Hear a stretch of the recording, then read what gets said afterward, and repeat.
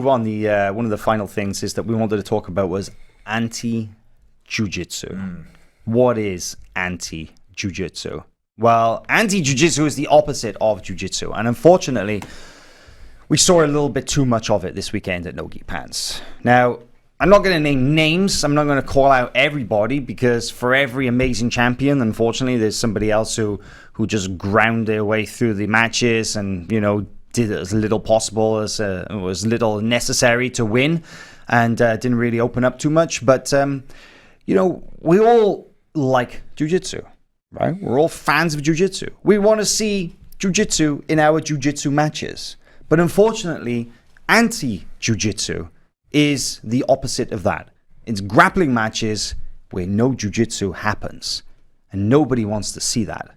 Nobody wants to see a competitor go out there and stall their way through a match, disengage, run away, or otherwise actively shut down their opponent, not in a defensive way so that they can counter and react and take advantage of it, but instead purely to just win on a 0-0 decision.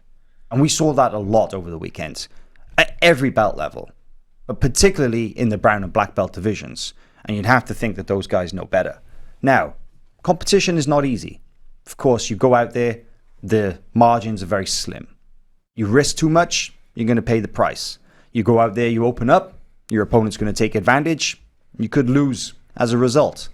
But if you go out there and you do nothing at all, can you really be happy with that performance? Can you really hold your head up high, especially if you have a medal in your hands, knowing that you didn't really do any jiu-jitsu to earn it? Now, some people, thinking specifically of Gordon Ryan, he's a very vocal critic of this. He's a very harsh critic of himself. If he doesn't win by submission, he considers that an absolute failure. He doesn't just want to win by dominant position. He just doesn't want to win just by points. He wants to submit the guy, or it doesn't mean anything to him.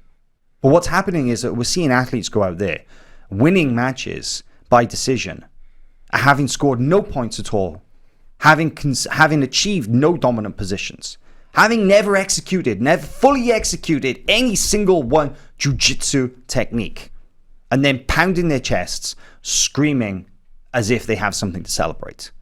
For me, that's not good. For me as a spectator, as a fan of jiu-jitsu, and somebody who's interested in the future development and the growth of this sport, I see no future in that whatsoever. Now, it may be a controversial opinion, but I've got to say, I was genuinely shocked by the amount of anti-jiu-jitsu we saw at Nogi Pans over the weekend. I mean, it's not the first event, but I feel you guys are saying it's more, right? I feel like it's present. It's been present. It's definitely built into the competitive strategies at the highest level to play a cautious game, let's call it. We can call it playing it safe, being cautious, strategic. There are a lot of ways that people sort of present this, but you're saying this may be even worse than those elements. I do, and you're absolutely right in that whatever rule set exists, people will find a way to turn that and to play it to their advantage. Okay? It's not just an IBJJF problem. You've seen it happen in ADCC. You've seen it happen in how many EBI rules tournaments where somebody will just stall out for the entire regulation period because they know then that they will be gifted their opponents back, a position that they would never be able to achieve throughout their own efforts, that they have to wait until the overtime period so that then they have a chance of winning. So it's not the rule set that's the problem. People will always find a way to, like I say, to play that to their advantage. The IBJJF rules are not bad. The referees could maybe do a better job at enforcing them sometimes, specifically issuing stalling penalties for frequently disengaging, for running away, or for constantly pushing your opponent out of bounds. All tactics which are basically not designed to win a contest, but simply designed not to lose. But what we really want to see is we want to see grappling technique. We want to see people go out there and do jiu-jitsu. We want to see them take their opponent down, to put them on the mat, to pass the guard, or if they're on bottom, to sweep, to reverse the position, to establish a dominant control position in the search of a match-ending submission. But what we're seeing people locking up of the fingers. We're seeing people make a dance on the outside of the guard, moving left, moving right, moving in, moving out, but never actually committing to a guard pass. What we see is people burying their heads into the chest of their opponent and putting their hands on the biceps to hold them down so that they can't attack, but never making any effort to advance their position. All these are trademark examples of stalling. And yet, they're being celebrated. They're being celebrated by the athletes, by their teams, by their coaches. And then when the gold medal is being posted on Instagram, it's like, yeah, hard work pays off.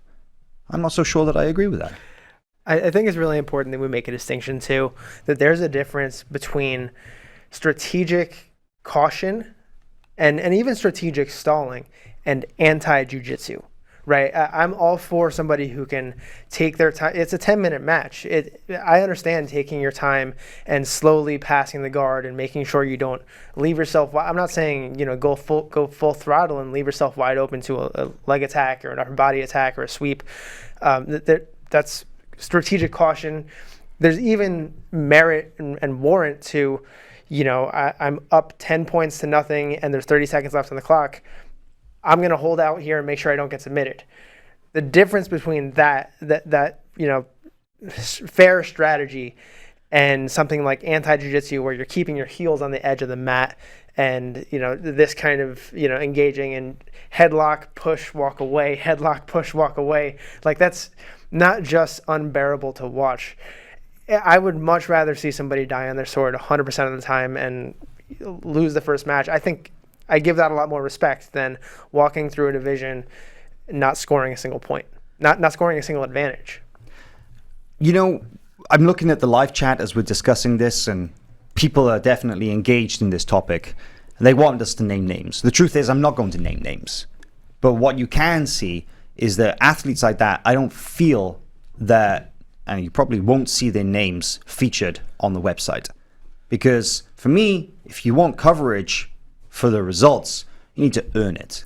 That's pretty hard to make a highlight out of those kind of matches. I mean, sometimes maybe an athlete has 4 matches and they beat 4 high-level guys, and you see that bracket on paper or you're aware it happened. Okay, I should make a highlight. That's a great run.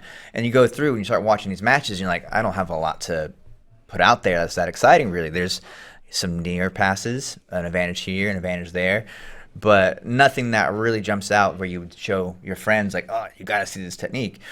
But at the same time, it's hard to tell someone you should be more exciting and maybe risk it more. And I'm not saying to people that they should be exciting, because exciting is subjective. I'm sorry, right? I just saw a comment. We have to read this.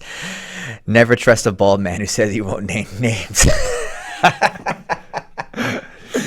But the truth is that it's not that these guys are going out there. I don't ask that they die on their sword. I don't ask that they have to be exciting. We had a comment in here about a problem. That's the problem when people play for points. These people aren't even playing for points. They're not even trying to get a point on the scoreboard. They're doing enough so they could get to the end of the match without scoring, without getting scored on, and then raising their hands. And through the performance and through the loud support that they have from their coaches and teammates in influencing the judges and the referees, they feel that they can claim the victory when it goes to time. And you're absolutely right, Chase, that the gaps, that the matches are so close. There's almost no room between these opponents. And sometimes it's just not possible to score against each other. This is not something that just happens in IBJJF. Look at who's number 1. Andrew Wiltsey against PJ Barch. That was one of those matches where not a great deal happened. Every time Andrew tried to attack, PJ would shut it down. Every time PJ tried to go forward, Andrew would shut it down. They basically canceled each other out. That's why I wanted to bring up that phrase. Happens. We hear that phrase all the time in combat sports. These guys are canceling each other's out. Is that a real thing? It happens. Yeah. It really does. Sometimes so just too. The styles, the way that things fall into place on that day, they cancel each other out. But that's when the intention is still there. That they're actually trying to do something. Instead, what we're seeing now is we're seeing matches where people aren't even really trying to do jiu-jitsu. And that is the problem. Actually, that is anti-jiu-jitsu. Another comment came through here, and we were talking about this before the show, about one of the best examples of this kind of tactic is in overtime rules, EBI rules, where people, maybe they're against someone that could be far superior than them, but because they can't get they're good enough to not get subbed in regulation, and they're really good at overtime scenarios, they can win a match that way, right? So absolutely, yeah. There's a lot of ways that whether we it's see golden this in jiu-jitsu. score or whether it's EBI overtime or what have you, or whether it's IBJJF decision rules, it doesn't matter. People will always do it. It's not a problem with the rules. It's a problem with the culture of grappling. It is a problem where people celebrating winning by disqualification. We've seen that happen more times than we care. It's disgusting. I hate to see it. If your opponent is disqualified, whether it's through accumulation of penalties or whether it's through an illegal move or whatever, you have no right whatsoever to raise your hand in victory. You should just be happy that you move on to the next round and that the match is over. Disqualification is nothing to celebrate. A 0-0 win is not the same as submitting your opponent. That is not an opportunity to jump down, to fall to your knees, to slam the mat, and to cry to the heavens and celebrate like you just submitted your opponent in the last 10 seconds of a world championship final. It is not the same thing. A culture where coaches cheer an athlete through a series of half-executed moves instead of actually conquering a position, that needs to change. A culture where athletes feel entitled to media coverage but do nothing to earn it, that also needs to change. So it's not the rules that are the problem. It is how people choose to compete under them. And here endeth my lecture. Yeah, that was serious polemic right there, Hal. Well done. But I have to say, I'm on board. I do lean a little more towards the center, though, of sometimes you have to play a more conservative game to actually win. I mean, everyone wants to win impressively. I think if you ask any of these athletes what they would prefer to do, they'd say, of course, submission. But then it doesn't play out that way, right? So I'm not saying that maybe they are intentionally doing this kind of game plan. We're like, okay, I'm going to go out there and advantage my way to win. Some people are. Maybe they are. Some people are. And you know what? Maybe we should start naming and shaming them. Maybe we should use the infamous label that everybody knows. You mentioned this one word and you know exactly what we mean when they're shaubing their opponent. Okay. The infamous Brendan me. Schaub versus Roberto Cyborg from Metamoris. The worst ever example of stalling in the history of jiu-jitsu. Maybe we need to start labeling people. Hashtag shaubing. But we'll get a Schaub ranking, perhaps. You know, top 10 Schaubers in the sport. All right.